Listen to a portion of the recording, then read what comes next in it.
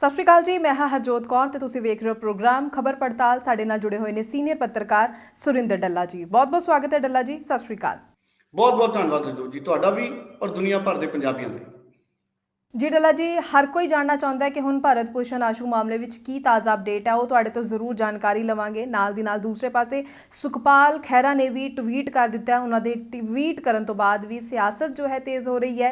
राजा वड़िंग ने भी उन्होंने इस ट्वीट नूं लैके एक बयान दिता है। सो इसनूं भी समझण दी कोशिश करांगे। दूजे पासे मनप्रीत इयाली दी भगवंत मान दे नाल मुलाकात हुई, की मतलब वो निकल सकते हैं ते पंजाब विच भारतीय जनता पार्टी बीजेपी की नवे फेर बदल करन जा रही है, उसके ऊपर भी अपडेट तुहाडे तो जरूर लवांगे। पर जी डल्ला जी, जानना चाहांगे भरत भूषण आशू मामले विच हुण की अपडेट है। लुधियाना विच जो है लुधियाना अदालत विच उन्हां दी पेशी भी हो गई है, की ताज़ा अपडेट रहे ने पेशी तो बाद की कुछ निकल के सामने आ रहा है? सब तो पहला हरजोत जी, बहुत वड्डी खबर है भारत भूषण आशू होना के मामले ते 2 दिन के होर विजिलेंस ब्यूरो के रिमांड से भारत भूषण आशू होरां नूं भेजिया गया। कल उन्होंने फिर एक बार लुधियाना की स्थानक अदालत में पेश किया गया सी, जिथे उन्होंने वकील भी पहुंचे, बचाव पक्ष के वकील भी पहुंचे। हालांकि ये कहा जा रहा सी विजिलेंस ब्यूरो वालों कि सानू 7 दिन का पुलिस रिमांड चाहिए, जबकि बचाव पक्ष के वकील कह रहे सी कि कोई एविडेंस अजिहा नहीं है, कोई प्राप्ति नहीं है, कोई रिकवरी नहीं है, इस करके भारत भूषण आशू का जिहड़ा रिमांड है वो नहीं दिता जाना चाहिए। और वो मंग कर रहे सी कि जुडिशियल कस्टडी भेज दिता जाना चाहिए। सो जुडिशियल कस्टडी तो भाव होंदा है कि जज की हिरासत जेल दे विच भेजा जाना चाहिए। पर जज ने दोवें पक्षां दीयां गल्लां सुनन तो बाद 2 दिन के पुलिस रिमांड से उन्होंने भेजा है। और पुलिस रिमांड से जो उन्होंने भेजा गया, उस तो बाद भारत भूषण आशू होना दे जिहड़े उन्हां दे खेमे दे वकील सी, उन्हां दी वकीलां दे टीम दे विचों जिहड़े वकील ने, उन्हां दी एक बारी गल सुनदे आ। बड़े सीनियर वकील ने मिस्टर घुम्मन साहब, सो उन्हां दी एक बारी पूरी गल सुनदे आ। विजिलेंस ने पेश किया था जी। तो क्या प्रोसीडिंग हुई और कितने का रिमांड सरा कर दिया गया?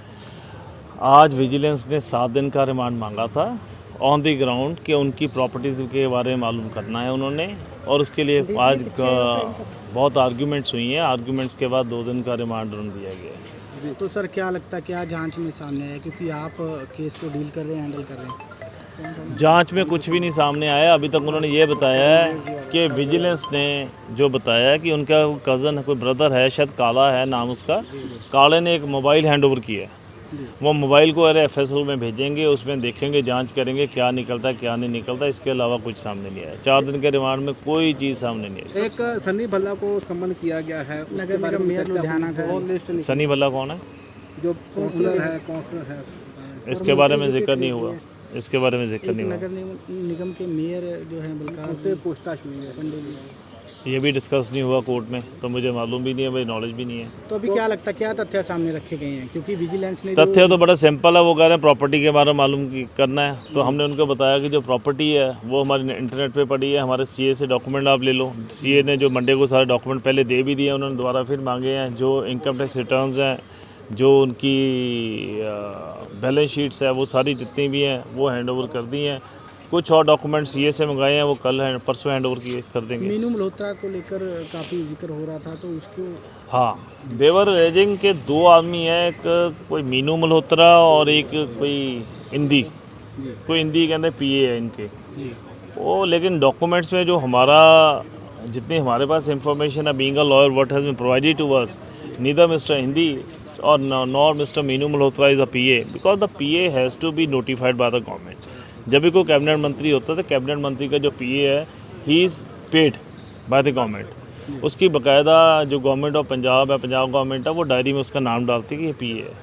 कोई ऐसी बात नहीं है, ना ही नोटिफाई हुआ है, ना हिंदी हुआ है और ना ही ये मीनू हुआ है। तो आई डोंट थिंक सो कि दे कंसर्न। सर, जहाँ तक हमारी जानकारी है, भारत भूषण आशू जी को एक सैलून शॉप से 22 तारीख को शाम को अरेस्ट किया गया था, हिरासत में लिया गया था। तो उस समय तो उनके पास उनका मोबाइल था, फिर दूसरा कौन सा मोबाइल जो अंदर जब्त किया? इन्होंने क्या किया, आशू जी के जो मोबाइल था वो तो इन्होंने ले ही लिए, जब्त कर लिए। इनका जो कज़न है कोई काला, जिसका मैं नाम ले रहा हूँ, जो बताया गया आज आर्गूमेंट में आया उसका नाम, तो उसका जो मोबाइल है विजिलेंस ने वो मांगा, तो काले ने वो विजिलेंस को वो भी मोबाइल दे दिया। क्या विजिलेंस ने किसी और शख्स को भी जांच में शामिल करवाई जाने की मांग की है? नहीं, कोई नहीं की। जो लीगली हमारे पास कोर्ट में कोई आर्गूमेंट नहीं हुई। ये आर्गूमेंट जो आप नाम ले रहे हो मिस्टर मीनू का, इसके बारे में उन्होंने बोला कि इसकी कोई 5 प्रॉपर्टीज़ इनको मालूम पड़ी है कि उसने पिछले 5 साल में परचेज़ की हैं। तो that is the personal matter of mister Meenu, that doesn't affect any. Sir Dubai parking हुआ कुछ? अभी तो we are at a very preliminary stage, साबित होने के लिए ट्रायल चलेगा, ट्रायल के बाद साबित होगा कि कुछ है कि नहीं है। ये तो सारी की सारी बात जो बेबुनियाद होती है। कोर्ट में अभी we are at a stage जहाँ पे रिमांड चल रहा है। सर एक दुबई का जिक्र आ रहा है, उसको कोई जिक्र नहीं आया, किसने बोला आपको? कोर्ट में कोई जिक्र नहीं आया दुबई का। दुबई का कोई जिक्र नहीं आया, ना ही विजिलेंस ने बोला है दुबई के बारे में, ना ही अपना उनके एपीपी ने बोला है दुबई के बारे में, ना ही कोई फॉरेन प्रॉपर्टीज़ के बारे में बात हुई है। हाँ, अगर अब विजिलेंस ने और रिमांड लेना हो तो एक नई ग्राउंड बना देंगे कि शायद उनको बोलें कि हमने पासपोर्ट मांगा था तो हमने उनको बोला पासपोर्ट ले लो, हमारा तो कोई एंट्री नहीं है बाहर जाने की।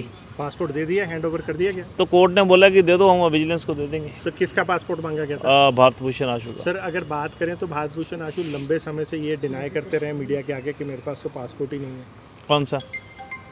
देखो, उन्होंने मांगा है तो हमने बीइंग अ लॉयर कहा है कि अगर हमारे पास है जो उन्होंने मांगा है तो this was my statement whatsoever कि अगर होता है, अगर भारत भूषण आशु कहते हैं कि नहीं है या है, आई एम रियली सॉरी। ਸੋ ਤੁਸੀਂ ਗੱਲ ਸੁਣੀ ਪਰਉਪਕਾਰ ਸਿੰਘ ਘੁੰਮਣ, ਜਿਹੜੇ ਕਿ ਬੜੇ ਸੀਨੀਅਰ ਐਡਵੋਕੇਟ ਨੇ ਔਰ ਵਕੀਲ ਨੇ ਭਾਰਤ ਭੂਸ਼ਣ ਉਹਨਾਂ ਦੀ ਟੀਮ ਦੇ। ਉਹਨਾਂ ਨੇ ਕਈ ਪੱਖਾਂ ਦੇ ਉੱਤੋਂ ਚਾਨਣਾ ਪਾਇਆ। ਉਹ ਇਹ ਤਾਂ ਮੰਨੇ, ਉਹਨਾਂ ਨੇ ਇਹ ਵੀ ਗੱਲ ਕਹੀ ਕਿ ਜਿਹੜਾ ਮੀਨੂ ਪੰਕਜ ਗਲੋਤਰਾ ਜੀ ਦੀ ਗੱਲ ਕੀਤੀ ਜਾ ਰਹੀ ਹੈ ਕਿ ਉਹ ਪੀਏ ਆ, ਉਹਨਾਂ ਨੇ ਕਿਹਾ ਕਿ ਆਫੀਸ਼ੀਅਲ ਪੀਏ ਨਹੀਂ ਹੈ। ਸੋ ਉਹਨਾਂ ਨੇ ਇਹ ਵੀ ਅੱਜ ਸਾਫ਼ ਕੀਤਾ। ਹਾਲਾਂਕਿ ਉਹਨਾਂ ਨੇ ਇਹ ਜ਼ਰੂਰ ਕਿਹਾ ਕਿ ਕੁਝ ਜ਼ਿਕਰ ਹੋਇਆ ਹੈ, ਜਿਹੜੀਆਂ ਕੁਝ ਪ੍ਰਾਪਰਟੀਜ਼ ਨੇ ਮੀਨੂ ਪੰਕਜ ਗਲੋਤਰਾ ਨੇ ਬਣਾਈਆਂ ਨੇ, ਮੀਨੂ ਪੰਕਜ ਮਲਹੋਤਰਾ ਨੇ। ਪਰ ਇਹ ਵੀ ਕਹਿਣਾ ਹੈ ਵਕੀਲ ਸਾਹਿਬ ਦਾ ਕਿ ਇਹ ਉਹਨਾਂ ਦਾ ਨਿੱਜੀ ਮਾਮਲਾ ਹੈ। ਸੋ ਉਹਨਾਂ ਨੇ ਆਪਣੇ ਵੱਲੋਂ ਭਾਰਤ ਭੂਸ਼ਣ ਆਸ਼ੂ ਦਾ ਵੱਖ-ਵੱਖ ਮਾਮਲਿਆਂ ਦੇ ਵਿੱਚ ਪੱਖ ਰੱਖਿਆ। ਤੁਸੀਂ ਪੂਰੀ ਉਹਨਾਂ ਦੀ ਗੱਲ ਸੁਣੀ ਹੈ। ਜੀ ਡੱਲਾ ਜੀ, ਅਗਰ ਗੱਲ ਕਰੀਏ ਆਪਾਂ ਸੁਖਪਾਲ ਖਹਿਰਾ ਦੇ ਟਵੀਟ ਦੀ, ਤੇ ਉਹਨਾਂ ਦੇ ਟਵੀਟ ਨੇ ਬਹੁਤ ਕੁਝ ਬਿਆਨ ਕੀਤਾ ਹੈ। ਸੋ ਉਹਨਾਂ ਨੇ ਕਿਤੇ ਨਾ ਕਿਤੇ ਕਿਹਾ ਹੈ ਕਿ ਪਾਰਟੀ ਜੋ ਹੈ ਸਿਰਫ ਇੱਕ ਲੀਡਰ ਦੇ ਆਲੇ ਦੁਆਲੇ ਸੰਗਠਿਤ ਨਾ ਹੋਵੇ। ਉਹਨਾਂ ਨੇ ਆਪਣੇ ਟਵੀਟ ਦੇ ਜ਼ਰੀਏ ਇਸ਼ਾਰਾ ਕੀਤਾ ਹੈ ਕਿ ਲੋਕ ਮੁੱਦਿਆਂ ਨੂੰ ਚੱਕਣਾ ਚਾਹੀਦਾ, ਲੋਕ ਮੁੱਦਿਆਂ ਦੀ ਆਵਾਜ਼ ਬਣੀਏ। ਸੋ ਇਸ ਟਵੀਟ ਤੋਂ ਬਾਅਦ ਵੀ ਜੋ ਹੈ ਸਿਆਸਤ ਤੇਜ਼ ਹੁੰਦੀ ਜ਼ਰੂਰ ਨਜ਼ਰ ਆ ਰਹੀ ਹੈ। ਨਵੀਂ ਬਹਿਸ ਜੋ ਹੈ ਕਾਂਗਰਸ ਦੇ ਵਿੱਚ ਸ਼ੁਰੂ ਹੋ ਗਈ ਹੈ। ਸੁਖਪਾਲ ਖਹਿਰਾ ਦਾ ਬਿਆਨ ਕੀ ਸੀ ਪੂਰੀ ਤਰ੍ਹਾਂ ਨਾਲ, ਪਹਿਲਾਂ ਤਾਂ ਉਹ ਵੀ ਜਾਣਨਾ ਚਾਹਾਂਗੇ, पूरी जानकारी इस ऊपर कि की उन्हों का बयान है तो की मतलब निकल के सामने आ रहे हैं इस बयान दे। देखो, सुखपाल खैरा होना ने एक बड़ा अहम ट्वीट कल किया सी और सुखपाल खैरा होना का जे असीं ट्वीट समझिए तो उन्होंने बहुत स्पष्टता के नाल अपनी गल की है। जिवें नवजोत सिंह सिद्धू सच्ची गल करते सी कांग्रेस पार्टी दे विच ते कई लोगों नूं चुभदी सी, उस तरह सुखपाल खैरा की गल भी कई लोगों नूं कांग्रेस दे विच चुभी हुई लगती है। सुखपाल खैरा ने स्पष्ट किया, उन्होंने कहा मैं बेनती करदा राजा वड़िंग जिहड़े इंडियन नैशनल कांग्रेस के साडे प्रधान, not to waste party cadres energy over defending individuals as there are tons of burning issues facing Punjab. So उन्होंने कहा कि उन्हां लोकां ते असीं कुछ जिहड़े इंडिविजुअल लोग ने सारी एनर्जी उन्हां ते फोकस ना करिए। पंजाब के होर बहुत सारे मुद्दे ने सुखपाल खैरा ने ट्वीट किया। उन्होंने विच बेअदबी का मुद्दा है, किसानों के सुसाइड का है, पानी है, वाटर लॉगिंग है, LSD है, बहुत सारे मुद्दे ने ਜਿਹੜੇ ਉਹਨਾਂ ਨੇ ਕਿਹਾ ਹੈ ਕਿ ਇਸ ਵਕਤ ਸਾਡੇ ਸਾਹਮਣੇ ਨੇ। ਸੋ ਉਹ ਕਹਿੰਦੇ ਕਿ ਮੈਂ ਈਡੀ ਨੂੰ ਵੀ ਫੇਸ ਕੀਤਾ ਪਰ ਮੈਂ ਸੱਚਾ ਸੀ, ਇਸ ਕਰਕੇ ਭੁਲੱਥ ਦੇ ਲੋਕਾਂ ਨੇ ਮੈਨੂੰ ਵੋਟ ਪਾਈ ਤੇ ਮੈਂ ਵਿਧਾਨ ਸਭਾ ਦੇ ਵਿੱਚ ਦੁਬਾਰਾ ਆ ਗਿਆ। ਉਹ ਕਹਿੰਦੇ ਸਾਡੇ ਲੀਡਰ ਜੇ ਇਮਾਨਦਾਰ ਨੇ ਤੇ ਅਸੀਂ ਚਿੰਤਾ ਕਿਉਂ ਕਰਨੀ ਹੈ। ਸੋ ਸੁਖਪਾਲ ਖਹਿਰਾ ਉਹਨਾਂ ਨੇ ਬੜੀ ਸਪਸ਼ਟਤਾ ਦੇ ਨਾਲ ਇਹ ਗੱਲ ਕਹੀ ਔਰ ਟਵੀਟ ਤੁਸੀਂ ਸੁਖਪਾਲ ਖਹਿਰਾ ਦਾ ਇਹ ਸਕਰੀਨ ਤੇ ਦੇਖ ਵੀ ਸਕਦੇ ਹੋ। ਇਹ ਟਵੀਟ ਹੈ ਜਿਹੜਾ ਸੁਖਪਾਲ ਖਹਿਰਾ ਦਾ, ਇਹਨੇ ਸਾਰੀ ਕਹਾਣੀ ਜਿਹੜੀ ਹੈ ਉਹ ਬਿਆਨ ਕਰ ਦਿੱਤੀ ਹੈ ਹਰਜੋਤ ਜੀ ਆਪਣੇ ਆਪ ਦੇ ਵਿੱਚ। ठीक है डल्ला जी, ये तो आप गल कर ली कि सुखपाल खैरा का बयान की रहा ना, की मायने निकलते हैं, पर उस तो बाद ही हुण राजा वड़िंग ने भी जो है इस बयान के उपर एक वड्डा बयान दे दिता है। इस बयान को भी समझना चाहांगे क्योंकि किते ना किते एक बार फिर तो कांग्रेस पार्टी जिहड़ी है आपस विच ही वंडदी नज़र आ रही है। डल्ला जी, सुखपाल खैरा के बयान के उपर तो तुसीं पूरी जानकारी सांझी की है कि मतलब निकलते हैं, ते राजा वड़िंग का भी बयान के उपर जिहड़ा बयान आया है इसनूं किस तरीके नाल देखिए। देखो, राजा वड़िंग होना ने जिहड़ा जवाब दिता, मैनूं लगदा या तो राजा वड़िंग होना ने ट्वीट चंगी तरह नहीं पढ़िया होना या उहदा उलत्था नहीं कीता होना उन्होंने अंग्रेजी च पढ़ के, क्योंकि मैं ट्वीट देखिया है सुखपाल खैरा होना दा। राजा वड़िंग कहने भी बिन मंगे सलाह नहीं दई दी कदर घट जाती है। उन्होंने कहण दी गल ये सी, उन्होंने पूरा बयान उन्होंने सुनाउने आ। पर मेरा मतलब ये है ਕਿ ਸੁਖਪਾਲ ਖਹਿਰਾ ਨੇ ਲਿਖਿਆ ਕੀ ਹੈ। ਜੇ ਅਸੀਂ ਧਿਆਨ ਨਾਲ ਦੇਖੀਏ ਤੇ ਸੁਖਪਾਲ ਖਹਿਰਾ ਨੇ ਰਿਕੁਐਸਟ ਕੀਤੀ ਹੈ। ਸੁਖਪਾਲ ਖਹਿਰਾ ਆਪਣੇ ਟਵੀਟ 'ਚ ਲਿਖਦੇ ਨੇ ਕਿ ਮੈਂ ਰਿਕੁਐਸਟ ਕਰਦਾ, ਆਈ ਰਿਕੁਐਸਟ। ਸੋ ਕਿਸੇ ਦੀ ਜਿਹੜੀ ਬੇਨਤੀ ਹੈ ਉਹਦੇ ਤੇ ਰਾਜਾ ਵੜਿੰਗ ਉਹਨਾਂ ਦਾ ਇਹ ਪ੍ਰਤੀਕਰਮ ਸੀ। ਉਹ ਪਾਰਟੀ ਦੇ ਪ੍ਰਧਾਨ ਨੇ। ਹੋ ਸਕਦਾ ਹੈ ਕਿ ਕਾਂਗਰਸ 'ਚ ਕੋਈ ਪਰੰਪਰਾ ਬਣ ਗਈ ਹੋਵੇ ਵੀ ਭਾਈ ਆਪਾਂ ਟਵੀਟ ਨਹੀਂ ਕਦੀ ਵੀ ਕਰਨਾ, ਸਿਰਫ ਆਪਾਂ ਇਕੱਠੇ ਬਹਿ ਕੇ ਗੱਲ ਕਰਨੀ ਹੈ। ਹੋ ਸਕਦਾ ਹੈ ਕਾਂਗਰਸ ਪਾਰਟੀ ਨੇ ਕੋਈ ਇਸ ਤਰੀਕੇ ਦਾ ਫੈਸਲਾ ਕੀਤਾ ਹੋਵੇ। ਜੇ ਇਸ ਤਰੀਕੇ ਦਾ ਫੈਸਲਾ ਕੀਤਾ ਕਾਂਗਰਸ ਪਾਰਟੀ ਨੇ, ਫਿਰ ਸੁਖਪਾਲ ਖਹਿਰਾ ਉਹਨਾਂ ਨੂੰ ਪਾਰਟੀ ਪਲੇਟਫਾਰਮ ਤੇ ਗੱਲ ਰੱਖਣੀ ਚਾਹੀਦੀ ਸੀ। ਪਰ ਵੱਡੇ ਹਿੱਤਾਂ 'ਚ ਸੁਖਪਾਲ ਖਹਿਰਾ ਨੇ ਵੀ ਗੱਲ ਕੀਤੀ ਔਰ ਰਾਜਾ ਵੜਿੰਗ ਨੂੰ ਸ਼ਾਇਦ ਉਹ ਪਸੰਦ ਨਹੀਂ ਆਇਆ। ਮੈਨੂੰ ਇਹ ਲੱਗਦਾ ਉਂਝ ਰਾਜਾ ਵੜਿੰਗ ਪਾਰਟੀ ਦੇ ਪ੍ਰਧਾਨ ਨੇ। ਕਈ ਗੱਲਾਂ ਰਾਜਾ ਵੜਿੰਗ ਨੇ ਬੜੀਆਂ ਚੰਗੀਆਂ ਕੀਤੀਆਂ। ਰਾਜਾ ਵੜਿੰਗ ਨੇ ਸੁਨੀਲ ਜਾਖੜ ਹੋਣਾ ਤੇ ਜਿਸ ਤਰ੍ਹਾਂ ਨਾਲ ਬਿਆਨ ਦਿੱਤਾ ਉਹਦੇ ਨਾਲ ਕਿਸੇ ਹੱਦ ਤੱਕ ਸਹਿਮਤੀ ਬਣਦੀ ਹੈ, ਕਿਉਂਕਿ ਸੱਚਮੁੱਚ ਰਾਜਾ ਵੜਿੰਗ ਦੀ ਪ੍ਰਧਾਨਗੀ ਨੂੰ ਕੁਝ ਵੱਡੇ ਲੀਡਰ ਨੇ ਸ਼ਾਇਦ ਉਹ ਹਜਮ ਨਹੀਂ ਕਰ ਪਾ ਰਹੇ। ਉਂਝ ਰਾਜਾ ਵੜਿੰਗ ਠੀਕ ਠਾਕ ਕੰਮ ਕਰ ਰਹੇ ਨੇ। ਹਾਂ ਠੀਕ ਹੈ, ਜਿਹੜੀ ਸੁਖਪਾਲ ਖਹਿਰਾ ਨੇ ਰਾਏ ਦਿੱਤੀ ਹੈ ਉਸ ਪਾਸੇ ਰਾਜਾ ਵੜਿੰਗ ਨੂੰ ਧਿਆਨ ਦੇਣ ਦੀ ਲੋੜ ਹੈ। ਅਗਰ ਮੋਰਚੇ ਲਾਉਣੇ ਨੇ ਤਾਂ ਸਾਰੇ ਲੀਡਰਾਂ ਤੇ ਲਾਏ ਜਾਣ। ਹੁਣ ਰਾਜਾ ਵੜਿੰਗ ਔਰ ਬਾਕੀ ਲੀਡਰ ਤਾਂ ਇਹ ਵੀ ਕਹਿੰਦੇ ਸੀ ਕਿ ਸਾਧੂ ਸਿੰਘ ਧਰਮਸੋਤ ਉਹਨਾਂ ਨੂੰ ਫਸਾਇਆ ਜਾ ਰਿਹਾ, ਵੰਡੈਟੇ ਦੀ ਪੋਲਿਟਿਕਸ ਹੈ। ਫਿਰ ਉਹਨਾਂ ਦੇ ਲਈ ਐਡਾ ਸਮਰਥਨ ਨਹੀਂ ਦਿਖਿਆ। ਸੋ ਇਸ ਕਰਕੇ ਪਾਰਟੀ ਦੇ ਪ੍ਰਧਾਨ ਦੇ ਤੌਰ ਤੇ ਜਾਂ ਸੁਖਪਾਲ ਖਹਿਰਾ ਦੀ ਜਿਹੜੀ ਸਲਾਹ ਹੈ ਉਹਦੇ ਤੇ ਰਾਜਾ ਵੜਿੰਗ ਦਾ ਜਿਹੜਾ ਪੂਰਾ ਰਿਐਕਸ਼ਨ ਹੈ ਉਹ ਇੱਕ ਵਾਰੀ ਜ਼ਰੂਰ ਸੁਣਨਾ ਚਾਹੀਦਾ। ਕਈ ਗੱਲਾਂ 'ਚ ਰਾਜਾ ਵੜਿੰਗ ਨੇ ਬੜੀ ਸਹੀ ਗੱਲ ਕੀਤੀ ਹੈ, ਪਰ ਸੁਖਪਾਲ ਖਹਿਰਾ ਦੇ ਮਾਮਲੇ 'ਚ ਜਿਸ ਤਰੀਕੇ ਦਾ ਬਿਆਨ ਆਇਆ ਹਰਜੋਤ ਜੀ, ਮੈਨੂੰ ਲੱਗਦਾ ਕਾਂਗਰਸ 'ਚ ਇਹਦੇ ਨਾਲ ਇੰਟਰਨਲ ਝਗੜਾ ਫੇਰ ਨਾ ਸ਼ੁਰੂ ਹੋ ਜਾਏ, ਕਿਤੇ ਲੀਡਰਾਂ ਦਾ ਮਨ ਮੁਟਾਓ ਫੇਰ ਨਾ ਸ਼ੁਰੂ ਹੋ ਜਾਏ। ਕਿਉਂਕਿ ਉਹ ਖਬਰ ਬੜੀ ਸੁਰਖੀਆਂ 'ਚ ਲੱਗੀ ਕਿ ਪ੍ਰਤਾਪ ਸਿੰਘ ਬਾਜਵਾ ਜੀ ਬੜੇ ਸੀਨੀਅਰ ਲੀਡਰ ਨੇ, ਉਹ ਉਸ ਦਿਨ ਗੇਟ ਤੋਂ ਅੰਦਰ ਆ ਕੇ ਵਾਪਸ ਚਲੇ ਗਏ ਸੀ। ਅਜਿਹਾ ਨਹੀਂ ਹੋਣਾ ਚਾਹੀਦਾ ਸੀ।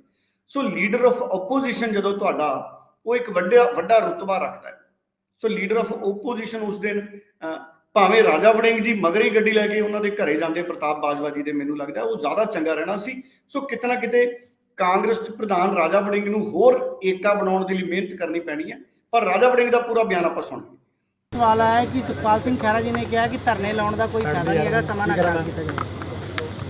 ਉਹ ਗਾਣੇ 'ਚ ਲਿਖਿਆ ਬਿਨਾ ਮੰਗੇ ਸਲਾਹ ਨਹੀਂ ਦੇਣੀ ਚਾਹੀਦੀ, ਕਦਰ ਘਟ ਜਾਂਦੀ ਹੈ। ਸੋ ਕੋਈ ਗੱਲ ਉਹ ਉਹਨਾਂ ਦੀ ਗੱਲ ਹੈ, ਤੁਸੀਂ ਅਗਲੀ ਗੱਲ ਡੱਲਾ ਜੀ, ਅਗਰ ਆਪਾਂ ਗੱਲ ਕਰ ਲਈਏ ਮਨਪ੍ਰੀਤ ਇਆਲੀ ਦੀ, ਤਾਂ ਉਹ ਪੰਜਾਬ ਦੇ ਮੁੱਖ ਮੰਤਰੀ ਭਗਵੰਤ ਮਾਨ ਦੇ ਨਾਲ ਉਹਨਾਂ ਨੇ ਮੁਲਾਕਾਤ ਕੀਤੀ ਹੈ। ਅਸੀਂ ਸਾਰੇ ਜਾਣਦੇ ਹਾਂ ਕਿ ਮਨਪ੍ਰੀਤ ਇਆਲੀ ਉਦੋਂ ਤੋਂ ਹੀ ਸੁਰਖੀਆਂ ਵਿੱਚ ਨੇ ਜਦੋਂ ਤੋਂ ਉਹਨਾਂ ਨੇ ਅਕਾਲੀ ਦਲ ਦੀ ਲੀਡਰਸ਼ਿਪ ਦੇ ਉੱਪਰ ਸਵਾਲ ਚੱਕੇ ਸੀਗੇ, ਉਹਨਾਂ ਦੇ ਕੰਮ ਕਰਨ ਦੇ ਤਰੀਕੇ ਦੇ ਉੱਪਰ ਸਵਾਲ ਚੱਕੇ ਸੀ। ਹੁਣ ਜੋ ਮੁੱਖ ਮੰਤਰੀ ਭਗਵੰਤ ਮਾਨ ਦੇ ਨਾਲ ਮੁਲਾਕਾਤ ਕਰਕੇ ਆਉਂਦੇ ਨੇ ਮਨਪ੍ਰੀਤ ਇਆਲੀ, ਇਸ ਮੁਲਾਕਾਤ ਨੂੰ ਕਿਸ ਤਰੀਕੇ ਨਾਲ ਦੇਖਿਆ ਜਾਏ ਅਤੇ ਸਮਝਿਆ ਜਾਏ ਇਸ ਮੁਲਾਕਾਤ ਵਿੱਚ ਕੀ ਖਾਸ ਰਿਹਾ?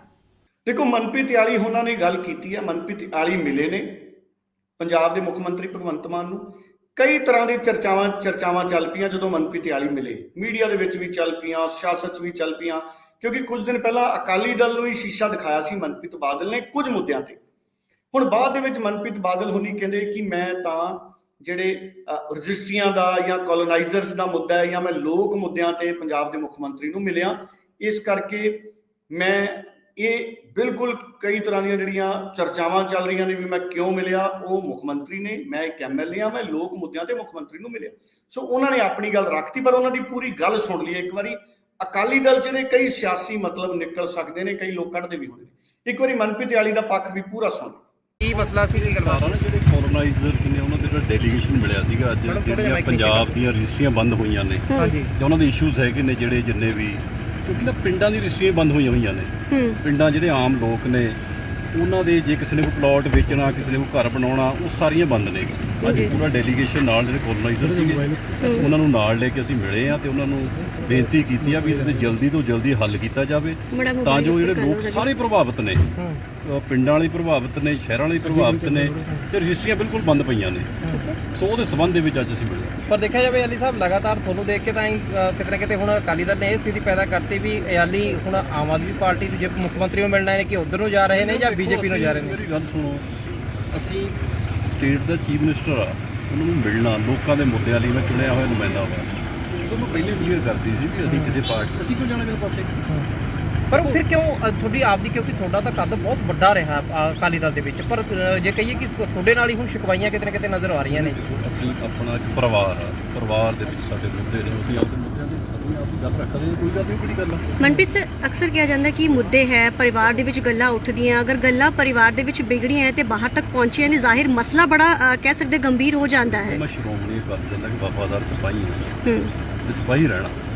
ਪਰ ਬਟੋਹਾ ਸਾਹਿਬ ਤਾਂ ਸਾਫ਼ ਤੌਰ ਤੇ ਕਹਿੰਦੇ ਨੇ ਮਰਜ਼ੀ ਕਹੀ ਜਾਣ, ਮੈਂ ਇੱਕ ਪਾਰਟ, ਮੇਰੇ ਲਈ ਅਕਾਲੀ ਦਲ ਦੀ ਮਜ਼ਬੂਤੀ, ਅਸੀਂ ਉਹਦੇ ਤੇ ਕੰਮ ਕਰ ਰਹੇ ਹਾਂ ਤੇ ਕੰਮ ਕਰਦੇ ਰਵਾਂਗੇ ਵੀ ਅਕਾਲੀ ਦਲ ਦੇ ਵਿੱਚ ਮੈਨੂੰ 25 ਸਾਲ ਹੋ ਗਏ ਕੰਮ ਕਰਦੇ ਹਾਂ ਤੇ ਆਉਣ ਵਾਲੇ ਸਮੇਂ ਦੇ ਵਿੱਚ ਸਾਡੀ ਕੋਸ਼ਿਸ਼ ਆ ਵੀ ਅਸੀਂ ਜੋ ਵੀ ਕਿਤੇ ਕਮੀਆਂ ਨੇ ਉਹਨਾਂ ਨੂੰ ਦੂਰ ਕਰਕੇ ਪਾਰਟੀ ਨੂੰ ਮਜ਼ਬੂਤ ਕਰੀਏ। ਕੋਈ ਗੱਲਬਾਤ ਹੋਈ ਤੁਹਾਡੀ ਕਿਉਂਕਿ ਜਿੱਦਾਂ ਕੋਰ ਕਮੇਟੀ ਹੋਈ ਉਦੋਂ ਮੀਟਿੰਗਾਂ ਕਈ ਦਿਨ ਚੱਲਦੀਆਂ ਰਹੀਆਂ, ਉਹਨਾਂ ਨੇ ਸਾਰਿਆਂ ਨੂੰ ਮਿਲੇ, ਤੁਸੀਂ ਗਏ ਪਹਿਲੀ ਗੱਲ ਤਾਂ ਉਹ ਮੀਟਿੰਗ 'ਚ, ਦੂਸਰਾ ਤੇ ਕੋਈ ਗੱਲਬਾਤ ਹੋਈ? ਪਾਰਟੀ ਲੀਡਰਸ਼ਿਪ ਨਾਲ ਗੱਲ ਚੱਲਦੀ ਰਹਿੰਦੀ ਆ, ਮੁੱਦਿਆਂ ਦੇ ਮਸਲੇ ਹੈਗੇ ਨੇ, ਕੁਝ ਸਿਧਾਂਤਾਂ ਦੀ ਲੜਾਈ ਹੈਗੀ ਆ, ਕੋਈ ਨਹੀਂ, ਪਾਰਟੀ ਨੂੰ ਸਟਰੋਂਗ ਕਰਨ ਲਈ ਲੜਾਈਆਂ ਚੱਲਦੀਆਂ ਰਹਿੰਦੀਆਂ ਨੇ। ਕਿਆ ਇਸ ਲੇਕਿਨ ਮੇਰੇ ਲਈ ਨਾ ਕੋਈ ਅਹੁਦੇ ਦੀ ਮੈਨੂੰ ਲੋੜ ਆ, ਕਿਸੇ ਚੀਜ਼ ਦੀ ਨਹੀਂ।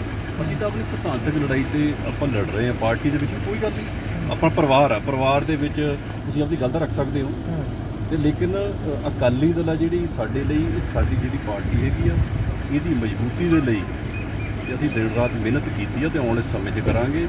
ਕੋਈ ਏਜੰਡਾ ਨਹੀਂ, ਕੋਈ ਕਦ ਲਈ ਜਾਣਾ ਕਿਸੇ ਪਾਰਟੀ ਦੇ ਵਿੱਚ। ਪਰ ਫੇਸਬੁੱਕ ਲਾਈਵ ਜਿਵੇਂ ਤੁਸੀਂ ਕਰਦੇ ਰਹੇ ਜੀ, ਉਹ ਤਾਂ ਕਿਤੇ ਨਾ ਕਿਤੇ ਪਾਰਟੀ ਨੇ ਕਿਹਾ ਵੀ ਤੁਸੀਂ ਉਹਨਾਂ ਨੇ ਤਾਂ ਸਭ ਉਲਟਾ ਕਿਹਾ, ਤੁਹਾਨੂੰ ਕਹਿੰਦੇ ਅੰਦਰ ਕਰੋ ਗੱਲ, ਜਿਹੜੀ ਗੱਲ ਹੁਣ ਅੰਦਰ ਹੀ ਕਰ ਰਹੇ ਹਾਂ, ਤਾਂ ਗੱਲ ਕੀਤੀ ਨਹੀਂ ਕੋਈ, ਹੁਣ ਤਾਂ ਕੋਈ ਗੱਲ ਕਰ ਹੀ ਰਹੇ ਅਸੀਂ।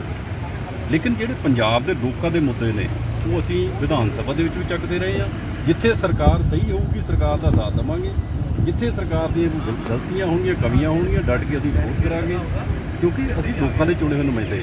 ਅੱਜ ਆ ਕੇ ਅਸੀਂ ਮਿਲੇ ਹਾਂ, ਪਰਸਨਲੀ ਦੱਸਿਆ ਵੀ ਆਹ ਮੁੱਦੇ ਨੇ, ਲੋਕ ਸਾਰੇ ਬਹੁਤ ਜ਼ਿਆਦਾ ਪ੍ਰਭਾਵਿਤ ਨੇ। ਪੂਰਾ ਡੈਲੀਗੇਸ਼ਨ ਮੇਰੇ ਨਾਲ ਆਇਆ, ਸਾਰੇ ਕੋਲੋਨਾਈਜ਼ਰ ਐਸੋਸੀਏਸ਼ਨ ਆਈ ਆ ਸਾਰੀ ਪੰਜਾਬ ਦੀ, ਉਹਨਾਂ ਦੇ ਪ੍ਰਧਾਨ ਆਏ ਨੇ ਸਾਰੇ, ਅਸੀਂ ਮਿਲੇ ਉਹਨਾਂ ਨੂੰ ਤੇ ਮਿਲ ਕੇ ਸਾਰੇ ਮੁੱਦੇ ਧਿਆਨ 'ਚ ਲਿਆ ਤੇ ਉਹਨਾਂ ਨੇ ਕਿਹਾ ਵੀ ਅਸੀਂ ਵਿਚਾਰ ਕਰਕੇ ਜਲਦੀ ਤੋਂ ਜਲਦੀ ਦੇ ਹੱਲ ਕਰਨ ਦੀ ਕੋਸ਼ਿਸ਼ ਕਰਾਂਗੇ। ਡੱਲਾ ਜੀ, ਪ੍ਰੋਗਰਾਮ ਦੇ ਵਿੱਚ ਹੁਣ ਆਪਾਂ ਗੱਲ ਬੀਜੇਪੀ ਦੀ ਵੀ ਕਰ ਲੈਂਦੇ ਹਾਂ। ਅਸੀਂ ਸਾਰੇ ਜਾਣਦੇ ਹਾਂ ਕਿ ਪੂਰਾ ਜ਼ੋਰ ਇੱਕ ਵਾਰੀ ਬੀਜੇਪੀ ਨੇ ਲਗਾਇਆ ਕਿ ਕਿਸੇ ਨਾ ਕਿਸੇ ਤਰੀਕੇ ਨਾਲ ਪੰਜਾਬ ਦੇ ਵਿੱਚ ਆਪਣੀ ਪਕੜ ਬਣਾ ਸਕਣ। ਹਾਲਾਂਕਿ ਉਹਨਾਂ ਚਿਹਰਿਆਂ ਦੇ ਨਾਲ ਪੰਜਾਬ ਵਿੱਚ ਬੀਜੇਪੀ ਦੀ ਪਕੜ ਮਜ਼ਬੂਤ ਹੁੰਦੀ ਨਜ਼ਰ ਨਹੀਂ ਆਈ, ਪਰ ਹੁਣ ਅਗਰ ਗੱਲ ਕਰੀਏ ਤਾਂ ਚਰਚਾਵਾਂ ਇਹ ਨੇ ਕਿ ਪੰਜਾਬ ਦੇ ਵਿੱਚ ਬੀਜੇਪੀ ਦਾ ਚਿਹਰਾ ਬਦਲ ਸਕਦਾ, ਯਾਨੀ ਕਿ ਟੀਮ ਦੇ ਵਿੱਚ ਕੁਝ ਫੇਰ ਬਦਲ ਹੋ ਸਕਦੇ ਨੇ, ਤੇ ਕਿਸ ਤਰ੍ਹਾਂ ਦੇ ਫੇਰ ਬਦਲ ਹੋ ਸਕਦੇ ਨੇ ਤੇ ਇਸ ਪਿੱਛੇ ਕੀ ਕਾਰਨ ਹੈ, ਆਖਿਰ ਕਿਉਂ ਅਜਿਹੀ ਸੋਚ ਹੋ ਸਕਦੀ ਹੈ ਬੀਜੇਪੀ ਦੀ?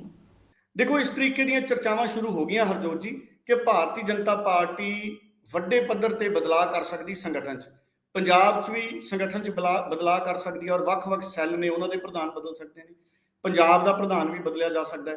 ਸੋ ਬੀਜੇਪੀ ਇੱਕ ਆਰਗੇਨਾਈਜ਼ਡ ਸੰਗਠਨ ਵਾਲੀ ਪਾਰਟੀ ਆ, ਸੰਗਠਿਤ ਢਾਂਚਾ ਬੀਜੇਪੀ ਦਾ। ਸੋ ਬੀਜੇਪੀ ਦੇ ਵਿੱਚ ਨਵੇਂ ਬਦਲਾਅ ਆ ਸਕਦੇ ਨੇ। ਬਾਕੀ ਵੇਖਦੇ ਹਾਂ ਇਸ ਵਾਰ ਬੀਜੇਪੀ 'ਚ ਕਿਹਨੂੰ ਜ਼ਿੰਮੇਵਾਰੀ ਮਿਲਦੀ ਹੈ। ਆਉਣ ਵਾਲੇ ਦਿਨਾਂ ਦੇ ਵਿੱਚ ਆਪਾਂ ਇਹਦੇ ਤੇ ਹੋਰ ਵਿਸਥਾਰ ਕਰਾਂਗੇ। 3 ਵਾਰੀ ਸੁਨੀਲ ਜਾਖੜ ਪੰਜਾਬ ਦਾ ਐਡਾ ਵੱਡਾ ਲੀਡਰ, ਕੇਵਲ 3 ਵਾਰੀ ਜਿੱਤਿਆ, ਐਮਐਲਏ ਬਣੇ। ਬਲਰਾਮ ਜਾਖੜ ਜੀ ਦਾ ਪੁੱਤਰ ਤੇ ਰਾਜਾ ਵੜਿੰਗ ਵੀ 3 ਵਾਰੀ ਐਮਐਲਏ ਬਣੇ।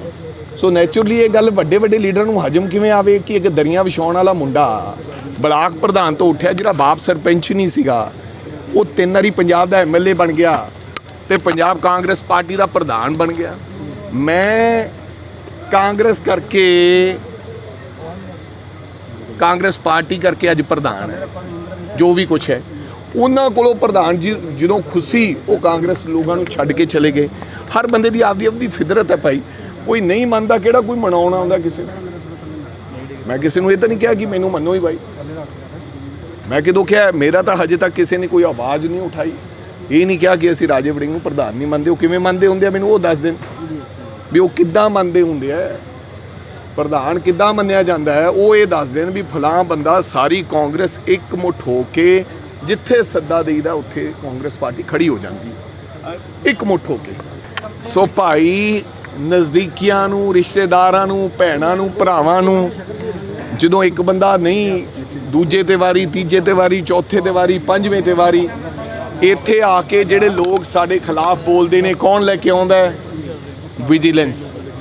ਹੁਣ ਨਹੀਂ ਕੋਈ ਕੰਮ ਚੱਲ ਰਿਹਾ ਤਾਂ ਅੱਜ ਪੁਲਿਸ ਆਈ ਹੈ ਧਰਨਾ ਚੁਕਾਉਣ ਵਾਸਤੇ। ਧਰਨਾ ਅਸੀਂ ਦਿੱਤਾ ਹੀ ਨਹੀਂ। ਅਸੀਂ ਜ਼ਿਲ੍ਹਾ ਪਰਿਸ਼ਦ ਦੇ ਦਫ਼ਤਰ ਆਰਾਮ ਨਾਲ ਬੈਠੇ ਆ। ਧਰਨਾ ਪਹਿਲੇ ਦਿਨ ਕਾਂਗਰਸ ਪਾਰਟੀ ਦੇ ਪ੍ਰਧਾਨ ਨੇ ਵਿਜੀਲੈਂਸ ਦੇ ਦਫ਼ਤਰ ਦੇ ਬਾਹਰੋਂ ਚੁਕਾਇਆ, ਤੁਸੀਂ ਆਪ ਵੇਖਿਆ। ਜੇ ਧਰਨਾ ਲਾਉਣਾ ਹੁੰਦਾ ਤਾਂ ਫਿਰ ਅਸੀਂ ਬਾਹਰ ਚਲਾਉਂਦੇ। ਐਸਾ ਆਰਾਮ ਨਾਲ ਬੈਠੇ ਆ। ਕੀ ਆਪਦੇ ਸਾਥੀ ਮਗਰ, ਆਪਦੇ ਦੋਸਤ ਮਗਰ, ਆਪਦੇ ਮਿੱਤਰ ਮਗਰ, ਆਪਦੇ ਪਾਰਟੀ ਦੇ ਕੁਲੀਗ ਦੇ ਵਾਸਤੇ ਉਹਦੇ ਨਾਲ ਜਾਣਾ, ਵਕੀਲ ਕਰਨਾ, ਉਹਦੇ ਵਾਸਤੇ ਖੜਾ ਹੋਣਾ ਅਗਰ ਗੁਨਾਹ ਹੈ ਤਾਂ ਫਿਰ ਇਸ ਨੂੰ ਗੁਨਾਹ ਸਮਝ ਲਓ। ਅਸੀਂ ਕੋਈ ਮੁਰਦਾਬਾਦ, ਕੋਈ ਜ਼ਿੰਦਾਬਾਦ, ਕੋਈ ਘਿਰਾਓ, ਕੋਈ ਧਰਨਾ ਜੇ ਕਰ ਰਹੇ ਹੋ ਤਾਂ ਤੁਸੀਂ ਸਾਨੂੰ ਦੱਸ ਦਿਓ। 144 ਦੀ ਕਹਿੰਦੇ ਉਲੰਘਣਾ ਜ਼ਰੂਰ ਕਰ ਰਹੇ ਹੋ। ਧਾਰਾ 144 ਜਦੋਂ ਧਰਨੇ ਦੀ ਗੱਲ ਹੁੰਦੀ ਹੈ ਫਿਰ ਧਾਰਾ 144 ਦੀ ਉਲੰਘਣਾ ਹੈ। ਫਿਰ ਅੱਜ ਪੰਜਾਬ ਦੇ ਅੰਦਰ ਧਰਨੇ ਕਿੰਨੇ ਲੱਗੇ ਇਹ ਦੱਸ ਦਿਓ। ਫਿਰ ਤਾਂ ਉਹਨਾਂ ਸਾਰਿਆਂ ਤੇ ਧਾਰਾ 144 ਲਾ ਦਿਓ। ਅੱਜ ਸਾਰੇ ਪੰਜਾਬ ਦੇ ਵਿੱਚ ਧਰਨੇ ਲੱਗੇ ਨੇ, ਲਾਈਨਮੈਨਾਂ ਨੇ ਧਰਨੇ ਲਾਏ ਨੇ, ਬੇਰੁਜ਼ਗਾਰਾਂ ਨੇ ਧਰਨੇ ਲਾਏ ਨੇ, ਹੋਰ ਬਥੇਰੇ ਲੋਕਾਂ ਨੇ ਜਿਨ੍ਹਾਂ ਨੇ ਧਰਨੇ ਲਾਏ ਨੇ, ਉਹਨਾਂ ਤੇ ਕਾਰਵਾਈ ਕਰ ਦਿਓ, ਸਾਡੇ ਤੇ ਵੀ ਕਰ ਦਿਓ। ਸਰ ADCP ਕਹਿ ਰਹੇ ਨੇ ਕਿ ਪਹਿਲਾਂ ਪਿਆਰ ਨਾਲ ਮਨਾਵਾਂਗੇ, ਨਹੀਂ ਤਾਂ ਫਿਰ ਅਸੀਂ ਸਖਤੀ ਕਰਾਂਗੇ। ਉਹ ਸਖਤੀ ਨੂੰ ਕੀ ਹੈ ਜੀ, ਪਿਆਰ ਨਾਲ ਕੀ ਹੈ, ਸਾਡੇ ਤੇ ਪਰਚਾ ਦੇ ਦੇਣਗੇ। ਅਸੀਂ ਤਾਂ ਇਹਨਾਂ ਨਾਲ ਲੜ ਨਹੀਂ ਸਕਦੇ। ਪੰਜਾਬ ਪੁਲਿਸ ਨਾਲ ਜੇ ਲੜਾਂਗੇ ਇਹ ਕਹਿਣਗੇ ਸਾਡੇ ਕੰਮ 'ਚ ਵਿਘਨ ਪਾਉਣੇ। ਮੇਰੇ ਕਹਿਣ ਦਾ ਮਤਲਬ ਧਾਰਾ 144 ਜੇ ਸਾਡੇ ਤੇ ਲਾਗੂ ਹੁੰਦੀ ਹੈ, ਪੰਜਾਬ ਦੇ ਦਫ਼ਤਰ 'ਚ ਵੀ ਧਾਰਾ 144 ਹੈ ਕਿ ਸੜਕ ਤੇ 144 ਹੈ? ਮੈਂ ਇਹ ਪੁੱਛਣਾ ਚਾਹੁੰਦਾ, ਜ਼ਿਲ੍ਹਾ ਪਰਿਸ਼ਦ ਦੇ ਦਫ਼ਤਰ 'ਚ ਸਾਡਾ ਚੇਅਰਮੈਨ ਹੈ, ਕਿਹਨੇ ਪਰਮਿਸ਼ਨ ਦੇਣੀ ਹੁੰਦੀ ਹੈ? ਜ਼ਿਲ੍ਹਾ ਪਰਿਸ਼ਦ ਦਾ ਜਿਹੜਾ ਚੇਅਰਮੈਨ ਹੈ ਉਹਦੇ ਅਸੀਂ ਇਹ ਨੌਲੇਜ 'ਚ ਲਿਆਂਦਾ। ਉਹਨਾਂ ਨੇ ਆਖਿਆ ਵੀ ਆਓ ਆਪਾਂ ਇੱਥੇ ਗੱਲਬਾਤ ਵੀ ਕਰਾਂਗੇ, ਸਾਰੀ ਮੀਟਿੰਗ ਵੀ ਕਰਾਂਗੇ। ਸੋ ਜ਼ਿਲ੍ਹਾ ਪਰਿਸ਼ਦ ਦੇ ਦਫ਼ਤਰ ਦੇ ਵਿੱਚ ਨਿਰੰਤਰ ਇਹ ਮੀਟਿੰਗ ਵਗੈਰਾ ਜਾਂ ਗੱਲਬਾਤ ਦਾ ਸਿਲਸਿਲਾ ਉਹ ਜਿਹੜਾ ਜਾਰੀ ਹੈ। 144 ਸੜਕ ਦੇ ਬਾਹਰ ਹੋ ਸਕਦੀ ਹੈ, ਅਸੀਂ ਉੱਥੇ ਹੈ ਹੀ ਨਹੀਂ। ਨਵੀਂ ਰੂਪਰੇਖਾ ਕੋਈ ਕਾਂਗਰਸ ਨੇ ਕੋਈ ਨਵੀਂ ਰੂਪਰੇਖਾ ਕਾਰੀ ਹੁੰਦੀ ਹੈ? ਤੁਸੀਂ ਕੁਝ ਕਰਨ ਜਾ ਰਹੇ ਹੋ? ਕੋਈ ਨਵੀਂ ਰੂਪਰੇਖਾ ਨਹੀਂ। ਅਸੀਂ ਆਪਦੇ ਸਾਥੀ ਦੇ ਵਾਸਤੇ, ਸੋ ਆਪਦੇ ਸੱਜਣ ਵਾਸਤੇ, ਪਾਰਟੀ ਕੁਲੀਗ ਵਾਸਤੇ ਖੜੇ। ਉਹਨਾਂ ਚਿਕਰ ਕਿਸੇ ਨੂੰ ਦੋਸ਼ੀ ਨਾ ਸਮਝਿਆ ਜਾਵੇ ਜਿੰਨਾ ਚਿਕਰ ਉਹਨੂੰ ਕਾਨੂੰਨ ਦੋਸ਼ੀ ਠਹਿਰਾ ਨਹੀਂ ਦਿੰਦਾ। ਸੋ ਬਹੁਤ ਬਹੁਤ ਧੰਨਵਾਦ ਡੱਲਾ ਜੀ ਤੁਹਾਡਾ ਕਿ ਤੁਸੀਂ ਇਹਨਾਂ ਸਾਰੀਆਂ ਖਬਰਾਂ ਦੇ ਉੱਪਰ ਪੂਰੀ ਜਾਣਕਾਰੀ ਜੋ ਹੈ ਖਬਰਾਂ ਦੀ ਪੜਤਾਲ ਕਰਕੇ ਦਰਸ਼ਕਾਂ ਨਾਲ ਸਾਂਝੀ ਕੀਤੀ ਹੈ। ਦਰਸ਼ਕਾਂ ਦਾ ਵੀ ਧੰਨਵਾਦ ਕਰਦੇ ਹਾਂ, ਹਮੇਸ਼ਾ ਪ੍ਰੋਗਰਾਮ ਦੇ ਨਾਲ ਜੁੜਦੇ ਨੇ, ਆਪਣੇ ਸੁਝਾਅ ਸਾਡੇ ਨਾਲ ਸਾਂਝੇ ਕਰਦੇ ਨੇ ਕਮੈਂਟਸ ਦੇ ਜ਼ਰੀਏ। ਤਾਂ ਇਸ ਦੇ ਨਾਲ ਹੁਣ ਮੈਨੂੰ ਵੀ ਯਾਨੀ ਕਿ ਹਰਜੋਤ ਕੌਰ ਨੂੰ ਵੀ ਦਿਓ ਜੀ ਇਜਾਜ਼ਤ। ਧੰਨਵਾਦ। ਬਹੁਤ ਧੰਨਵਾਦ ਹਰਜੋਤ ਜੀ, ਬਹੁਤ ਧੰਨਵਾਦ।